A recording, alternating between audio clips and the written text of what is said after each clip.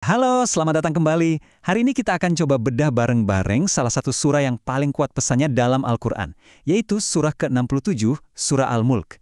Kita akan lihat apa saja sih tema-tema utama yang ada di dalamnya. Luar biasa ya, dari ayat pertama saja, surah ini langsung dibuka dengan sebuah pernyataan yang sangat agung. Ini bukan sekedar pembukaan, tapi ini adalah fondasi dari semua yang akan kita bahas. Kekuasaan mutlak Tuhan. Nah, supaya lebih terstruktur, kita akan membedah pesan-pesannya melalui 5 tema utama ini. Oke, kita langsung mulai aja ya.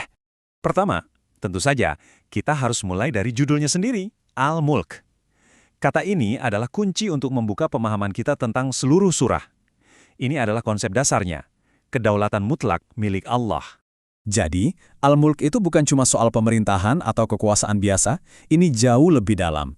Ini artinya kepemilikan total, otoritas penuh atas segala sesuatu di alam semesta, yang bisa kita lihat maupun yang nggak bisa kita lihat, semuanya. Oke, setelah menegaskan soal kekuasaannya, surah ini kemudian mengajak kita untuk melihat buktinya. Di mana? Ya di sekeliling kita, di alam semesta. Dan yang menarik, kita nggak cuma diajak melihat, tapi juga diberi tantangan untuk mencari kesalahan atau cacat. Bukti pertama yang disodorkan adalah langit. Teksnya bilang, 7 langit berlapis-lapis. Ini adalah simbol dari sebuah desain yang sangat teratur, kompleks dan megah. Sebuah bukti nyata dari kekuatan Sang Pencipta. Dan disinilah tantangannya jadi makin seru. Kita seolah-olah ditantang secara langsung. Coba deh, lihat lagi baik-baik, ulangi lagi. Adakah satu saja celah atau ketidakseimbangan? Jawabannya, kita boleh coba terus, tapi pada akhirnya mata kita sendiri yang akan lelah tanpa menemukan satu pun cacat. Oke, kalau alam semesta ini begitu sempurna, lalu apa tujuan kita ada di dalamnya? Nah, surah ini kemudian beralih ke pertanyaan eksistensial ini. Jawabannya adalah, hidup dan mati itu sendiri adalah sebuah ujian besar. Ini dia intinya. Keberadaan kita dari awal hingga akhir ternyata punya tujuan yang jelas untuk diuji. Siapa di antara kita yang perbuatannya, amalnya paling baik? Jadi, hidup ini bukan sekedar ada, tapi ada untuk sebuah tujuan yang lebih besar.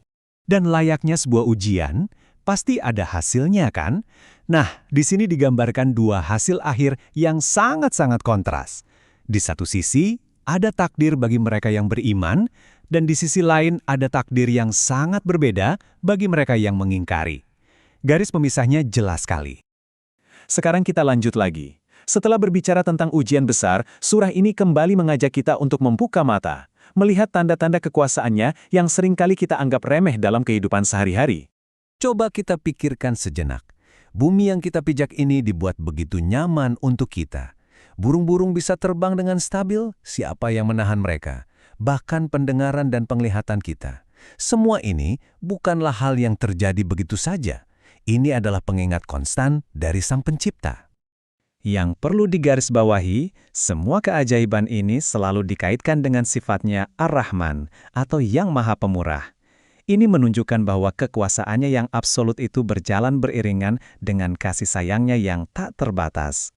Nah, kita sampai di bagian klimaks surah ini. Di sini, nadanya berubah. Bukan lagi pernyataan atau ajakan, tapi serangkaian pertanyaan retoris yang tajam dan ditujukan langsung ke hati kita untuk membuat kita benar-benar merenung. Pertanyaan pertama langsung menusuk ke inti keyakinan kita. Siapa lagi yang bisa jadi pelindung atau penolongmu selain Tuhan? Ini adalah pertanyaan tentang kemana kita seharusnya menggantungkan harapan. Disusul langsung dengan pertanyaan kedua yang tidak kalah menohok.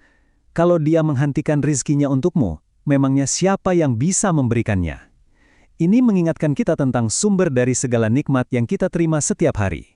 Lalu, pertanyaannya beralih ke sebuah metafora yang sangat kuat. Mana yang lebih baik? Orang yang jalannya terseok-seok, tersungkur, tanpa arah, atau orang yang berjalan tegap di jalan yang lurus dan jelas? Ini perbandingan antara kebingungan dan petunjuk. Dan sebagai penutup, sebuah pertanyaan pamungkas yang membuat kita terdiam. Bayangkan jika sumber air kita tiba-tiba hilang di telan bumi, siapa yang bisa mengembalikannya?